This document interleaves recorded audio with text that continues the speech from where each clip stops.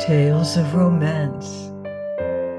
I'm Mardell, reading The Blue Castle by L.M. Montgomery.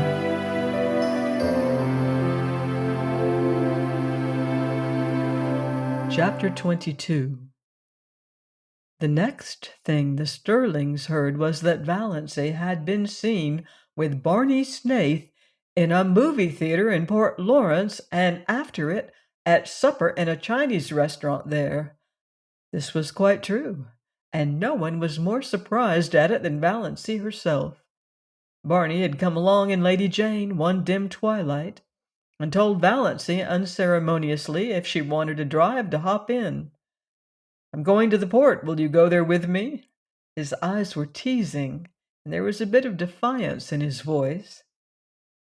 Valancy, who did not conceal from herself that she would have gone anywhere with him to any place, hopped in without more ado. They tore into and through Deerwood, Mrs. Frederick and Cousin Stickles, taking a little air on the veranda, saw them whirl by in a cloud of dust, and sought comfort in each other's eye. Valancy, who in some dim pre-existence had been afraid of a car, was hatless, and her hair was blowing wildly round her face. She would certainly come down with bronchitis and die at Roaring Abel's. She wore a low-necked dress, and her arms were bare, and that Snaith creature was in his shirt-sleeves, smoking a pipe. They were going at the rate of 40 miles an hour.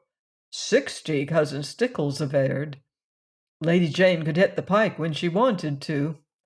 Valancy waved her hand gaily to her relatives.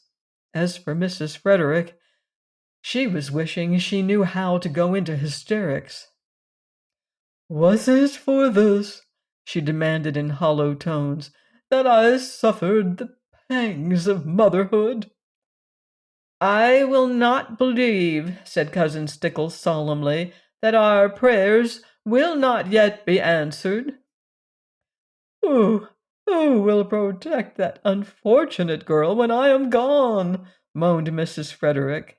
As for Valancy, she was wondering if it could really be only a few weeks since she had sat there with them on that veranda, hating the rubber plant, pestered with teasing questions like black flies, always thinking of appearances, cowed because of Aunt Wellington's teaspoons, Uncle Benjamin's money, poverty-stricken, afraid of everybody, envying Olive, a slave to moth-eaten traditions, nothing to hope for or expect.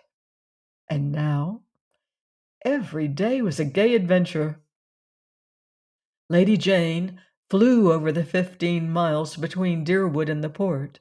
Through the port, the way Barney went past traffic policemen was not holy. The lights were beginning to twinkle out like stars in the clear lemon-hued twilight air. This was the only time Valancy ever really liked the town, and she was crazy with the delight of speeding. Was it possible she'd ever been afraid of a car? She was perfectly happy riding beside Barney. Not that she deluded herself into thinking it had any significance. She knew quite well that Barney had asked her to go on the impulse of the moment, an impulse born of a feeling of pity for her and her starved little dreams. She was looking tired after a wakeful night with a heart attack, followed by a busy day. She had so little fun. He'd given her an outing for once. Besides, Abel was in the kitchen at the point of drunkenness where he was declaring he did not believe in God and was beginning to sing ribald songs. It was just as well she should be out of the way for a while.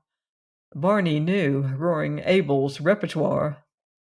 They went to the movie. Valancy had never been to a movie, and then finding a nice hunger upon them, they went and had fried chicken, unbelievably delicious, in the Chinese restaurant, after which they rattled home again, leaving a devastating trail of scandal behind them.